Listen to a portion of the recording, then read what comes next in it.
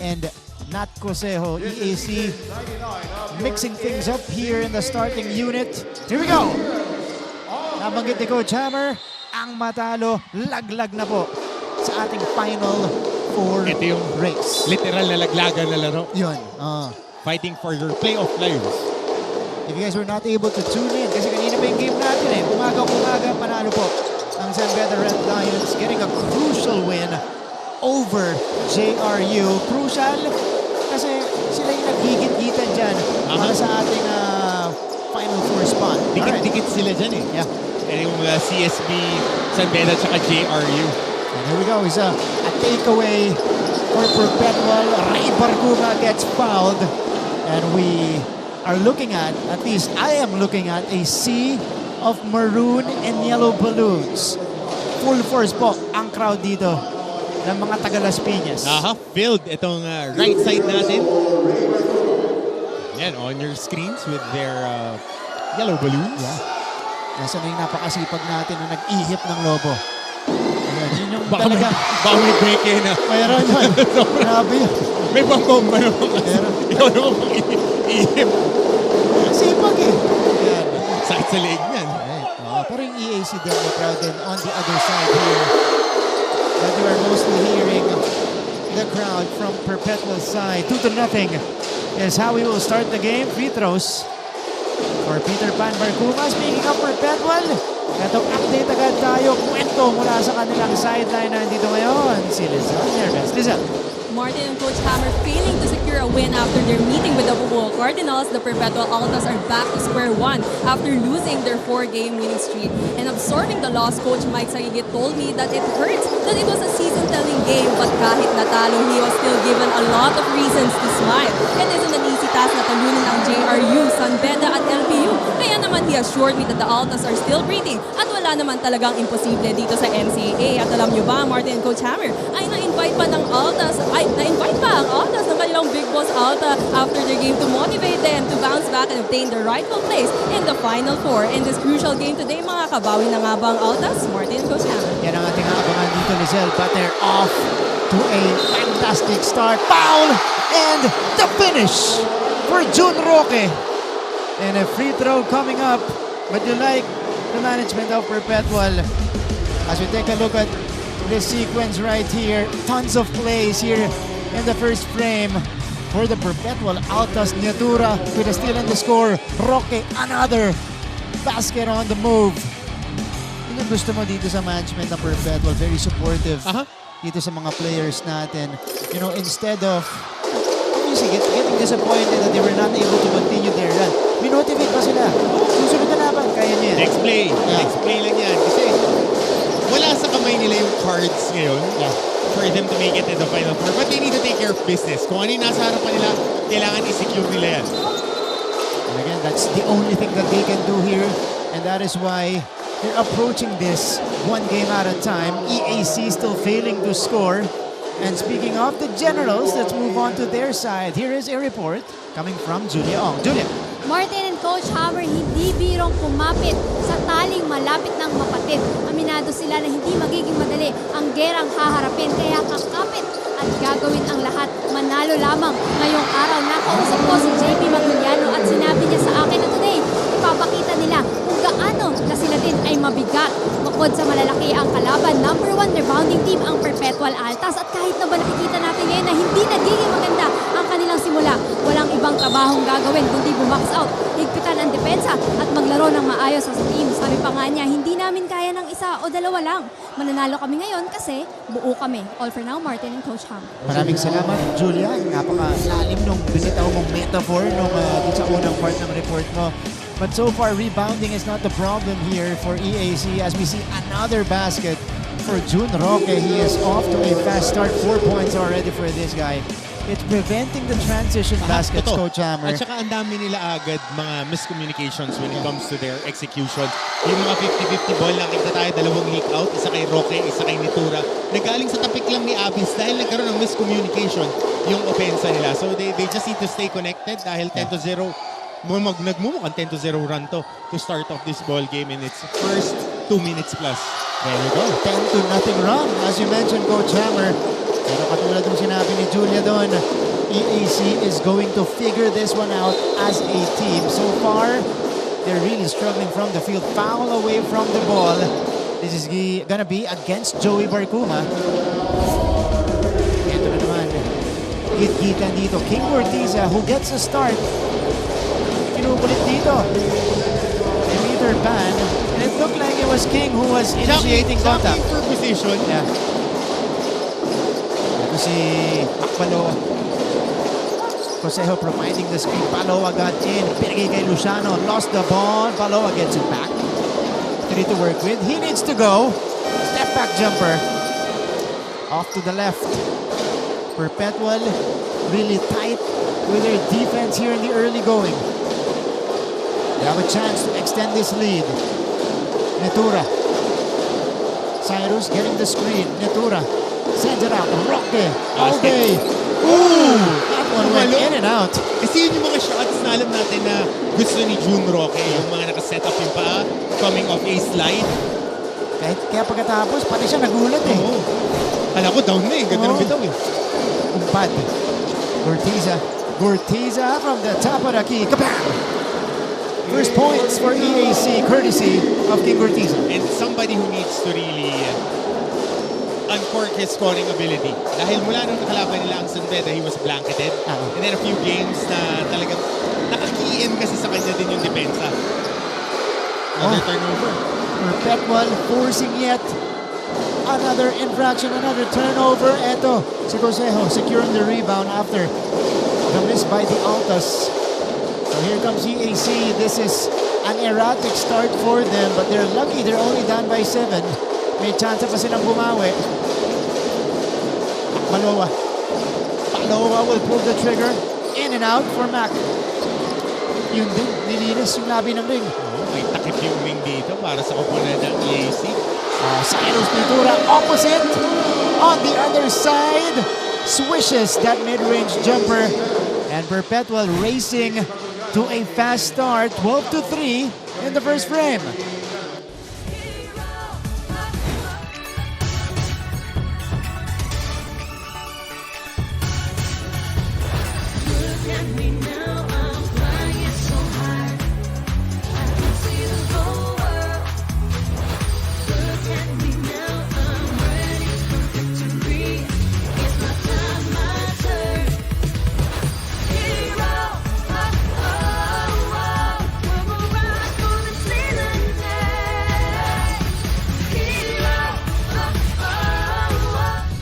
Balik sa ating coverage NCAA Season 99 on GTV. First round encounter. Kaya pala, galit na galit itong Perpetual sa simula natin, Coach Hammer. They were beaten by the Generals way back September 27.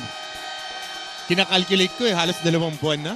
Tama? Yeah, oo nga, Halos no? 2 buwan na. Almost, ang nakalipas. JP Maguliano 24 points, Ralph Robin 12 points para sa EAC Generals. Altas naman 16 and 11 coming off Pereras and Nitura. Dami nang nangyari pero nung larong yun, kontrolado ng EAC yung rebounding on that matchup. But how about this? Short jumper by Sai Nitura in transition, in rhythm. Sinabi mo, Coach Hammer, as we take a look at that basket by Cyrus Nitura, marami na nangyari. Dami na. Since that point. And I remember, that was the early part of the season na nagpapakilala ang EAC. Diba? Habang Perpetual, nagsastruggle. So, ngayong at this juncture of the season, of course, these are different teams that we're seeing on the court, character-wise and development-wise. As we take a look at this sequence right here, kakapasok ng JP Maguliano, gustong umambag agad, fouled by Cyrus Nitura. So JP, unusual that he's not part of the starting unit. Dahil halos the whole season, he has been the starter. And their most consistent player. Yun na lang. Offensive option, siya rin ang pinaka-consistent para sa kanila. And if they want, doon ako mas nagulit, Coach Hammer, because initially they wanted to address the rebounding. Their best rebounder is JP. Name off the bench. Pero kasi, Martin, alam mo, hindi naman importante sino yung nagsa-start. Pero, yung tumatapos. Pero pagka ganito mga laban, best players agad eh. You have to start with your best players and your best 5 right away. That's true. Back Denver Omega. The rebound. collected by JP. Quick outlet right here. Cosejo. Hammered by the defenders. Eto. Chavo with a short stab. But Chavo, who is usually the starting point guard, scores right there. Been really a solid guard para dito sa koponan ng EAC. But this is a good matchup with Chavo against Barkuma. And almost same size. Yeah. Same stature, mga bato-bato na guards. Stocky guards. Malaking katawan pareho. Uy, natura, muntik mabitawan. Poral. Pull-up jumper. Got it. Good stroke by JP Boral. Meron din tong si JP. Ito naman, JP Maguliano sa kabila. But itong si Boral, okay na pro prospect kasi malaki na wing eh. Pero sa roster ng Perpetual, kailangan niya mag-power forward. Pero wing talaga eh. Yeah. Halos pareho sila ng ibinibigay ni John Apis. Dito mas athlete, tsaka mas may galaw. Yeah. Ooh! Chavo got a little bit fancy right there. Hindi pumasok yung kanyang floater. Kuma. 3 for 3. Tapos. Omega. Offensive rebound. Inabot ni Cosejo. Wala ko, dudukutin sa kabila. So, tignan natin to. Up and down, we went. JP Boral. Calm. Collected. One dribble in. Jumper is good. Wing talaga. Small forward to. Lalo na pagka na-develop niya yung skill set niya. As we see ito naman, transition after that basket. Yan yung mga momentum killing plays ng EAC. You know, quickly getting the ball to their side of the court. Pupuntos. Matapos makabasket ang Perpetual. Sean Orgo checks in for the first time alongside Chris Pagaran and Jello Razon with Jericho Nunez. So wala ng starters para kay Coach Mike sa ligid. Pero mabigat tong EAC rin next year. Mabigat to next year. Doromal, Pagsanhan, Manlabas. That's right. Victory agad. AP. That's a travel. Those are great prospects that you mentioned, Coach Hammer. Loaded. Yeah. This is season 100 yan eh. Kumbaga lahat ng teams are aiming for that championship. It's a big year. Next year for NCAA. Ito yung foul na itinawag kay... Ay, hindi. Ano pala ni Jericho Nunez. So, 14-9. EAC knocking on the door after trailing it big earlier. Followed by shot. For a jumper, stop and pop will not drop for Boral. And it stays with the maroon shirts. Ito yung advantage din ng team ng Perpetual. Yung mga guys nila interchangeable. Ito si Boral, yung si Pagaran, Roque, at saka ni Tura. Malalaki kasi talaga na athletic. They're really, ako personally, ito my take as a conditioning coach, they're the most athletic team in the NCAA. Yeah. I mean, yung sheer run and jump lang na metrics, sila yun eh. Pero, that time, hindi yung pinaka-athletic na player yung pumuntos. Kalmadong pabanda lang mula kay Jericho Nunez. 1 foot. Laki ng tuhod eh. Pagka sumabay ka, tumahan eh. Hindi man athletic, pero matibay. Oo, solid yan. Iba yung pagpapakita niya ng athleticism. Kumbaga sa kanya strength eh. Yeah, that's right. Hirap yung usog at saka pagka bumaks out, madiin talaga. Sean Orgo stops on a dime because he is being swarmed by 2 defenders. Orgo loses it. Almost at least. It's picked up by Razon. Boral thinking about it. Boral. Nilapit. Boral! That jumper is good for JP Boral. Smooth stroke para kay JP. A little bit more assertive in this game. And it's back to a 9-point lead for Perpetual. Their biggest is 10. Robin, no go from mid-range. Pagaran almost connecting it. It ends up with Razon. Ito si Jello. Papunta kay Orgo. Orgo, to Pagaran. Pagaran with a lefty lay-in. Pagka tutulog-tulog ka, mabilis umiscore ng Perpetual. Dahil they really like up-tempo, up and down, and they're very physical. It is the largest lead in the first quarter for the Altas. Robin, di makapuntos. So EAC getting into another dry spell. That's a foul on Arcosa. Ito, yung sequence natin kanina, Jericho Nunez on the roll, floating it up off the glass. And JP Boral, how about this? This guy's confidence here in the first frame. 2 jumpers already for him. And add to that, This lay-in down the middle by Chris Pagaran. Largest lead once again for the Altos, 20-9, under 2 minutes remaining in the first.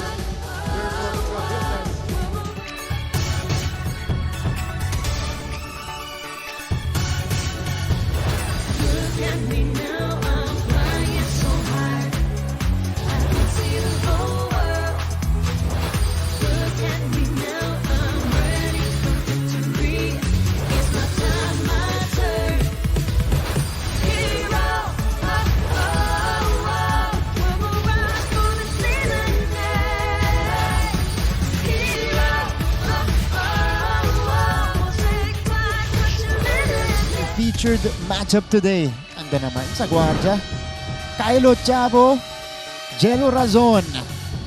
Razon, of course, is the captain Last of the playing Perpetual year. Altos. Yeah. Abang rookie naman. It's a rookie versus a senior. Aha. Numbers comparable para sa kanila. That's true. Almost 5-5-5 para kay Ochavo. Sa kabila naman, mas mataas yung scoring clip ni Jello Razon. But the biggest adjustment for Perpetual in the second round was Jello Razon coming off the bench. That's right. Razon was, I think, injured in the first 2 games of the Perpetual Alta, so he really did take time in adjusting back to game shape. Totoo. And of course, adjusting to game speed. Yun talaga, yung game speed. Yung game shape, when you do your rehab, you do your skill work, makukuha mo. Pero yung game speed, yun ang pinakamahirap. Ito, Nunez, ang one of Yeah, that's something they need to address talking about the EAC. The rebounding here of Perpetual. Chris Pagaran, a jumper from the free throw line. The lead is up to 14. Napako na sa 7 na puntos ang EAC. JP Maguliano. That is a commanding first quarter here for Perpetual. Chris Pagaran, tatagdagan. Wala. Ang pante tumira kasi alam niya, nagka-crash boards yung apat eh. This is now a 9-0 run ever since we went 9-14 a few minutes ago. Robin, straight away 3. There's a foul first. Chris Pagaran ang tatawagan. Git-gitan with JP Maguliano. Tsaka yung for position, yan natin nangyari dito Dito muna yung pinch post action. This is the new wrinkle sa kanilang offense. Opposite big guy sets that ball screen on the pinch post. Nakita natin yan kay Nitura at kay Pagaran itinatakbo. This was the foul call on Chris Pagaran. Nakakapit talaga. Tatawagan ng foul. Okay lang kung forearm. Check ka, pero pag hinawakan mo, that's an automatic foul. Especially yung vantage point na referee. Nasa likuran ninyo. Kitang-kita na nakakapit ka. Niyapos. Ito ni Chris Pagaran. Si JP Maguliano, Coach Jerson, having a conversation with our official. Kylo Chavo. Chavo trying to shake off Orgo. Chavo got away. Hindi nga lang natapos. That was a nice move by Kyle. Just couldn't make the layup. Andun na eh, niluwa lang. Here's Orgo getting extended minutes here in the first. Razon pulls back, shoots it, finds it. Chavo starting the break, leading the charge. Kyle sidesteps and he puts it up and in. Gusto ng mas mahirap na tira. Kita mo yung bangga sa sidestep? Diba? Muscle man moves. At saka sanay kasi maglaro yan, Cebuano si Ochavo. In one of the more prominent high school standouts during his batch sa Sisapi. Kaya all-star yan eh, nung high school. Now, given an opportunity here, inabutan lang ng pandemic. Yeah. Eto, tinan mo, ginawa niya ito kay Sean Umali dati. Pangga muna. I'll create a separation. Yan ang pinakamahirap na depensahan. Yung nakatalikod ka, tapos full sprint. Tapos full sprint ko, kontakan ka on your hips. Ang hirap iset nung body weight mo niyan. Na kahit mas maliit, yung mga ganyan na pag gumagalaw, low man wins. So pag tinamaan ka, dislodge ka na agad sa posisyon, nakatalikod ka ba? Yung kay Sean, ewan ko na lang. Sean, message mo ko kung tinamaan ka talaga.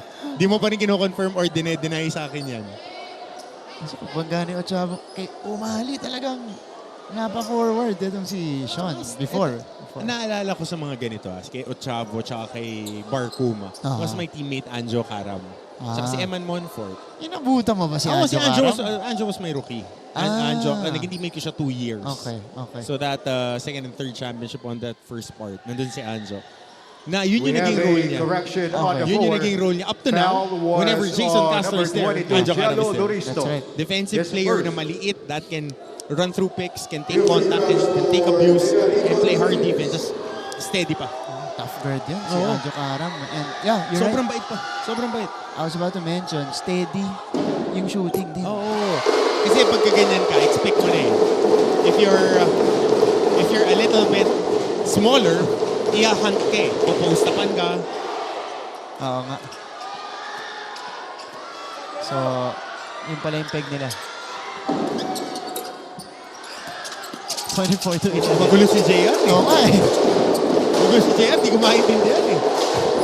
Dennis Clear na yung korte ng buhok. Nito ni Jericho Nunez.